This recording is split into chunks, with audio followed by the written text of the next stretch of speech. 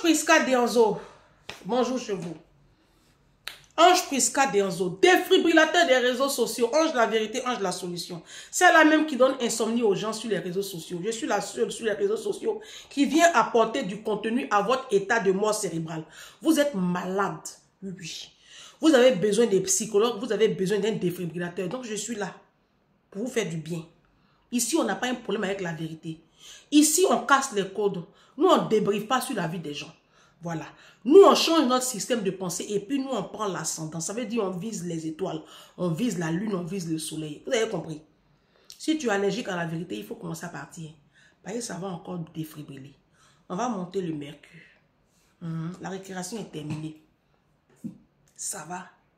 Moi, je te donne 2 secondes. Soit tu passes, mais si tu restes, tu assumes. D'accord? Dans cette vidéo, ah, j'ai tellement de thèmes que je ne sais même pas où je vais, vers quel thème je vais me diriger. Et je n'ai rien préparé. Ça va venir comme ça va venir. Ça sort comme ça sort. Je laisse le Saint-Esprit me conduire. Bon.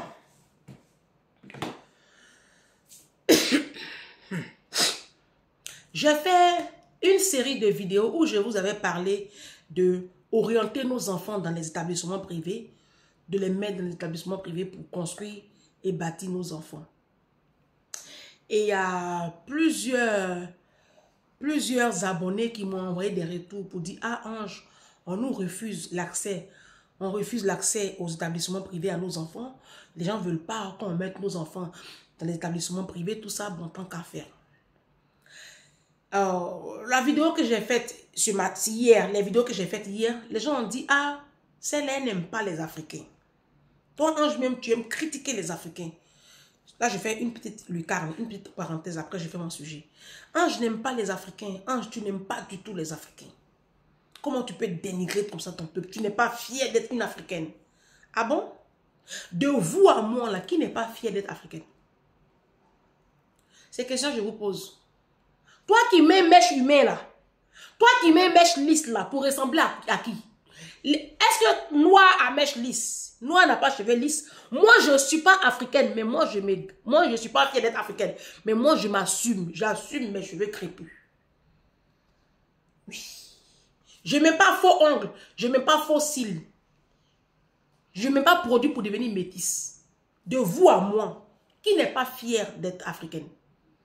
C'est vous qui régnez vos origines. En passant toute votre vie à faire chirurgie esthétique. Vous êtes refaite de A à Z, mais c'est vous qui allez venir m'insulter. Moi, je suis vilaine, il y a un gros nez, il y a un gros ventre, j'ai un gros bras. Vous pensez que nous tous là, on peut faire chirurgie pour ressembler à Kim Kardashian? Mais moi, ça ne m'intéresse pas. De vous à moi, là, qui n'est pas fier? Toi, tu es fière d'être africaine. Pourquoi tu as changé ta couleur de peau? Pourquoi tu étais noire? On t'a connu noire? Pourquoi tu es devenue métisse? Pourquoi tu es devenue blanche? Pourquoi tu n'assumes pas tes cheveux? Garde tes cheveux comme ça, on va voir que tu es vraiment fière d'être africaine. Vous êtes là tout le temps à être des mèches dans vos cheveux. Et puis c'est vous qui allez venir écrire ici. Non, toi, tu n'es pas fière d'être africaine. C'est l'hôpital qui se fout de la charité. Mais je vous pardonne votre degré d'ignorance et de sauvagerie pathétique et notoire. Alors, j'ai demandé à cette catégorie de femmes-là intelligentes, parce que parmi vous, il y a plein qui sont très bêtes. J'ai dit que si on veut forcer le respect et si on veut changer la donne, il faut que nos enfants soient des leaders. Il faut que nos enfants fréquentent les meilleures écoles et par ricochet les meilleures universités. Et j'ai des retours parce que moi-même je suis, voilà, j'ai des retours, c'est que il y a des établissements qui ne veulent pas de nous.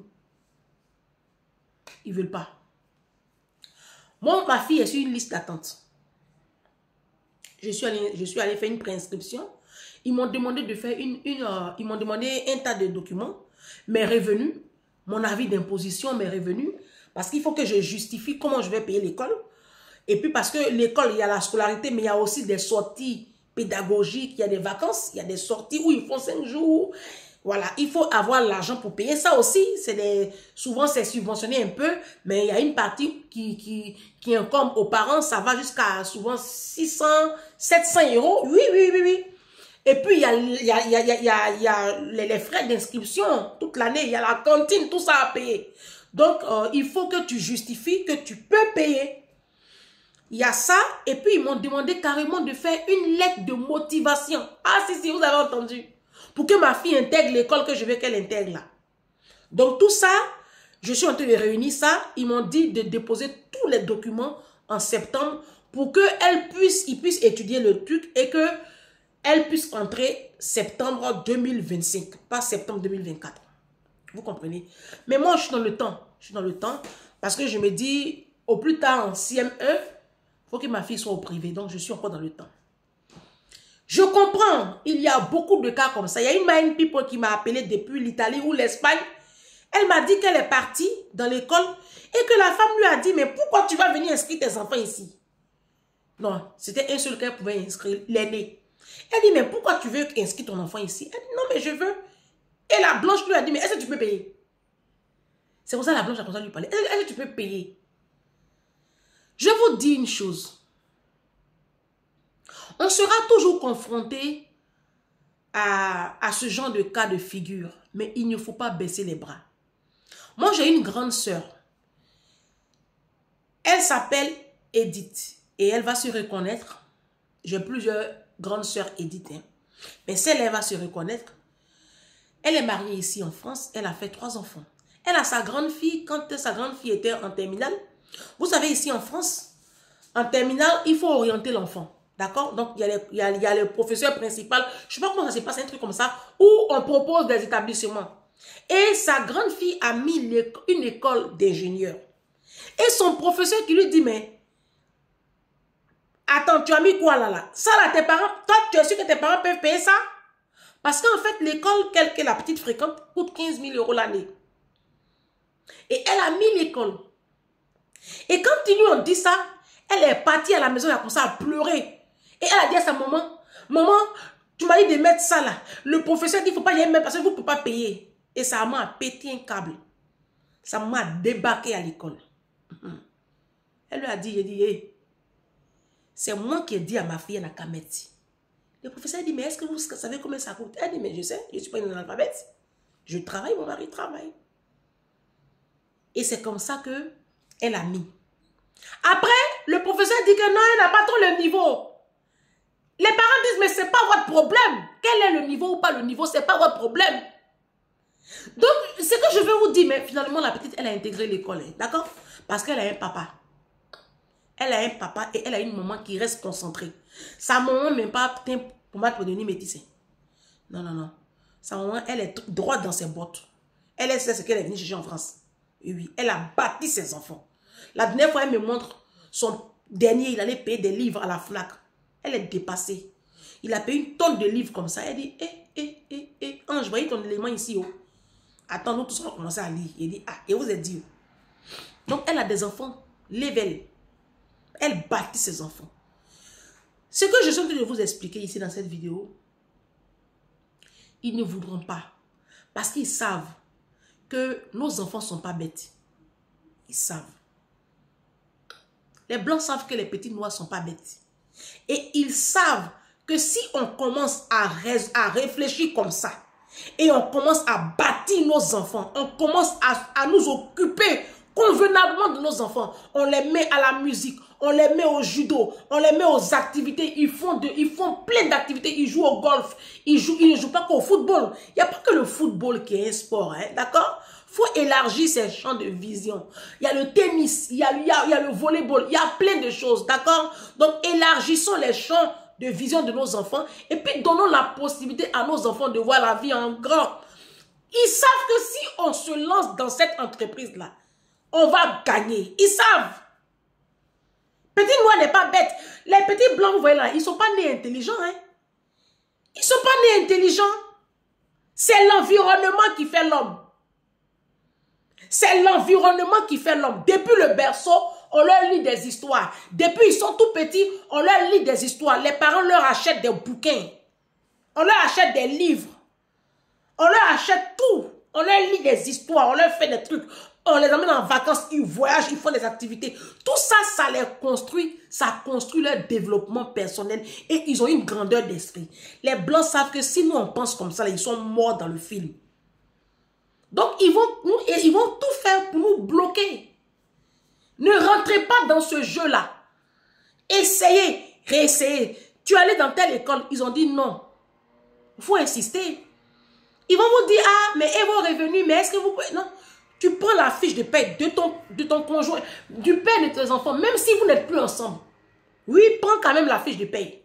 Tu prends pour toi, tu rassembles, tu déposes. Et si ça continue comme ça, tu vous envoyez un courrier à la mairie et vous envoyez un courrier au préfet de région. Moi, je vais vous donner des tuyaux. Hein. Si vous voyez que vous êtes victime de racisme, quant à l'inscription de vos enfants, n'hésitez pas à faire des courriers. Vous laissez des traces.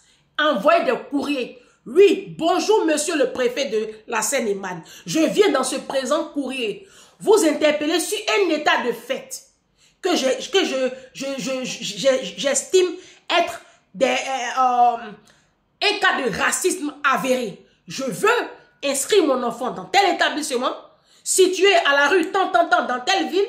On me demande de justifier de mes ressources ce que j'ai fait. Et malgré cela, on refuse que mon enfant... Vous faites des courriers. Vous envoyez à la mairie de la dite ville. Vous envoyez au préfet de région. Vous écrivez même, si possible, à la région. Vous envoyez d'abord au département et puis même à la région d'Île-de-France. Oui, on est dans un pays... Vous savez, c'est ça qui me plaît en Europe. En Europe, il y a le droit. C'est pas... Nous ne sommes pas ici en Afrique. C'est en Afrique, il faut d'abord connaître quelqu'un pour que ton affaire aille quelque part. Ici, là, les Blancs lisent courrier. Je sais de quoi je vous parle puisque moi, je l'ai expérimenté. Les Blancs lisent courrier. Moi, j'ai écrit au préfet de la Seine-et-Marne 2 fois avant d'avoir mon logement là. 2 fois. Pour que ma fille ait une place à la crèche. Sa dernière année avant d'aller à l'école, j'ai écrit au maire de Damary-les-Lys. Et il m'a répondu. Et j'ai encore les traces ici. Je crois que dans une vidéo même, j'en ai déjà parlé. Écrivez. Écrivez. N'ayez pas peur d'écrire. Écrivez. Si tu ne sais pas écrire, tu n'as pas un certain niveau, demande de l'aide. Ils vont t'aider. Demande de l'aide à un proche, à une connaissance, je ne sais pas moi, mais demande de l'aide. Mais faites un courrier mais on doit se battre. Les amis.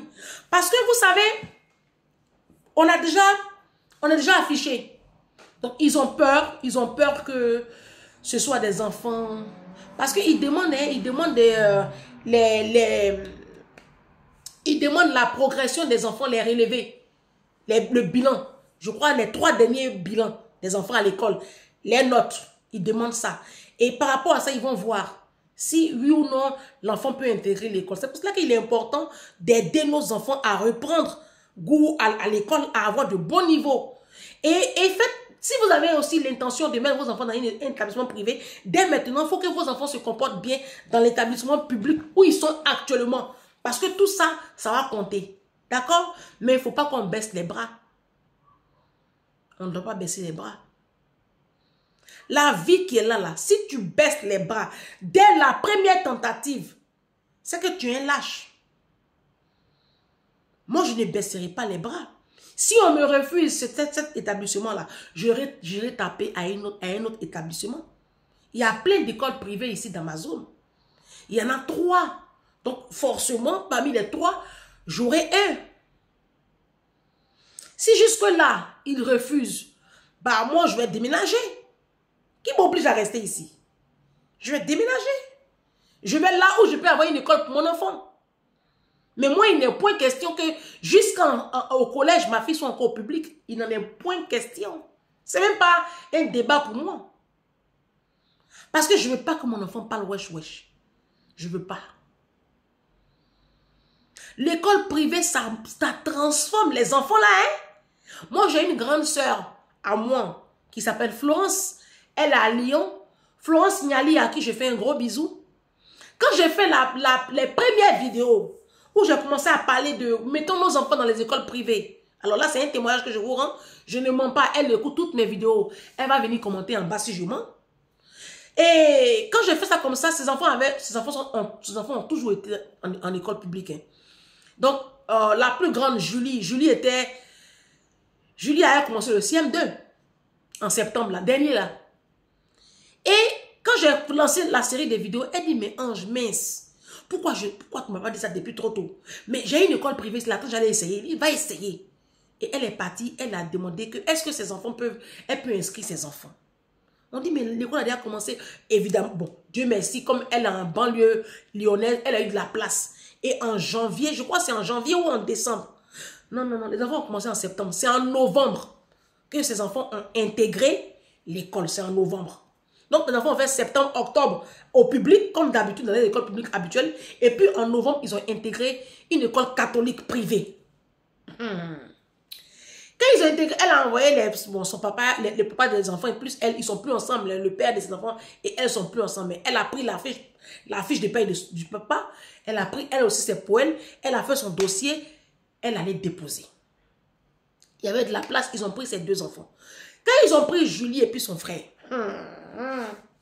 donc Julie, elle est au CM2 là, elle dit un jour, non, si je mens, moi je ne suis pas une menteuse. Elle dit, mais pourquoi depuis là, je n'ai pas pensé à ça? Ces enfants qui aimaient regarder la télévision, les enfants qui n'aimaient pas lire, les enfants qui avaient honte, ces enfants étaient très introvertis. Ils sont tout le temps comme ça, ils ont honte en public, de s'exprimer en public. De novembre jusqu'à la fin de l'année. Elle dit, elle allait au spectacle de fin d'année des enfants là. Les enfants là s'expriment comme ça, avec aisance. Ce que sa fille ne faisait pas à l'époque. Les enfants là maintenant, ils ne regardent plus la télé. Ah non, maman, mais arrête la télé, tu emmènes trop la télé. Tu sais que la télé, ça abîme le cerveau. Les enfants là sont... Maman, tu nous achètes des livres. La maîtresse nous a dit que on doit lire tel livre. Elle donne les noms des livres là. Niali Florence attrape sa tête. Elle dit, attends, Ange. Mais pourquoi depuis là, toi, tu as les secrets comme ça, tu ne le dis pas? Ces enfants sont métamorphosés. Même le langage de Julie a changé. Julie qui commençait à parler un peu wesh là. Son langage, son vocabulaire a changé. Elle dit, Ange, tu es une prophétesse. Et là, dernièrement, elle a payé, ils ont payé, je crois, 500 € parce que Julie est partie 5 jours, quelque part en vacances. Je ne sais pas si c'était où là même là. Son fils aussi. C'est beaucoup d'argent, mais c'est vraiment, ces enfants sont transformés. Donc, du coup, toute la semaine, les enfants ne s'occupent plus de la télé. Ils vont se coucher, ils ont un bouquin, ils vont lire. Elle dit, Julie commence à lire les livres comme ça. Moi, quand je faisais la garde d'enfants là, ma grande fille que j'ai gardée dans le 10e, ma patronne du 10e là, ceux qui ont quitté Paris là, ma patronne du 10e là, sa fille, 6e, elle lisait Harry Potter, voici l'épaisseur du livre. La petite là lit le livre là en 2 semaines. Épaisseur là comme ça. Je dis, mais attends, la petite là, encore. Il dit, mais Louloute, en quel moment tu as commencé, puis en quel moment tu as fini? C'est l'école privée qui crée le son. Et on leur donne des cours de psychologie à l'école privée. Ils font de la psychologie. Il y a l'écoute. On les écoute. Et quand l'enfant a une petite difficulté, on le prend en aparté et puis on travaille sur sa difficulté. Et c'est ce qu'il faut qu'on fasse. Donc, au début, les gens vont nous refuser les établissements. Parce qu'on est déjà affiché. Hein? Vous savez, l'eau qui est versée, on ne peut plus ramasser. Mais on doit se battre. On doit se battre. Le combat n'est pas gagné. Mais si vous baissez les bras, vous êtes en train de fermer la vie de vos enfants. Donc, je fais cette vidéo-là pour vous dire, ce ne sera pas facile. Certainement pas. Ça, c'est clair.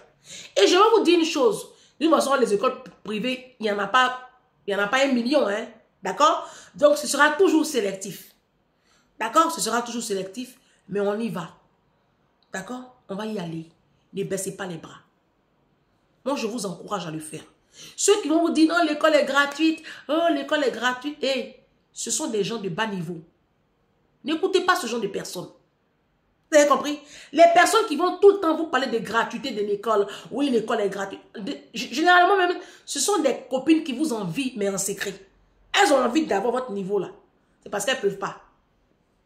Moi, quand ma fille fait 4 activités, il y a des personnes qui se plaignaient. Ah, mais c'est pas trop. Oh, mais c'est pas trop, ça va la fatiguer. Vous avez vu petit chinois? Allez voir comment les petits chinois éduquent les enfants. Combien d'activités un petit chinois de 5 ans a? 4 activités, ça fait quoi? Elle a 8 ans, si elle a 4 activités, ça fait quoi? Les petits chinois, 5 ans. À 5 ans, l'enfant a 4 activités. L'enfant n'a que 5 ans. Ma fille a 8 ans, elle a 4 activités. Ça fait quoi? Ça fait rien. Ça fait rien. Ça la construit. Et puis, elle est hyper active. Donc, elle a besoin de ça. Ma fille, elle est hyper active. Elle ne prend jamais l'ascenseur. Toujours, elle prend l'escalier. Elle est tout en train de courir. Depuis que ma fille a commencé à marcher, elle court. Elle ne sait pas marcher. Elle est hyper active comme moi. Ma fille, ce n'est pas quelqu'un qui va rester dans un petit coin. Non. Elle aime bouger. Donc, tant qu'à faire, je la mets là-bas, elle se dépense. Elle rentre le soir, elle est fatiguée, elle dort. Au lieu de s'abriter devant les programmes télé. Vous voyez, non? Donc, on va se battre. Et puis, on ne lâche pas l'affaire. Nos enfants vont intégrer les établissements privés. On va arrêter de porter les marques. On va arrêter de porter les mèches de 600 €, 800 €. On va arrêter d'entretenir les hommes, défiler en Afrique. On va arrêter de payer les grosses dots, faire les mariages ostentatoires alors que nos parents dorment dans l'eau de caca. On va arrêter de se faire voir négativement sur les réseaux sociaux. On va rester concentré et on va bâtir nos enfants. C'est comme ça qu'on va forcer le respect. Sinon, FN va passer. Hein? Buvez l'eau glacée. Mais pour qu'on puisse nous respecter, il faut aussi que nos enfants soient des modèles de droiture, des modèles d'excellence. C'est ça. Si nos enfants traînent dans les gares du Nord, Châtelet avec les capuches, nos filles sont, on les piercings partout, surtout le corps tatouage partout. Vous voulez qu'on nous respecte comment? Vous-même voyez aussi ce qui est dit là, si ce n'est pas logique. On se dit à demain, ou à ce soir, ou je ne sais quoi. Débrouillez-vous là-bas.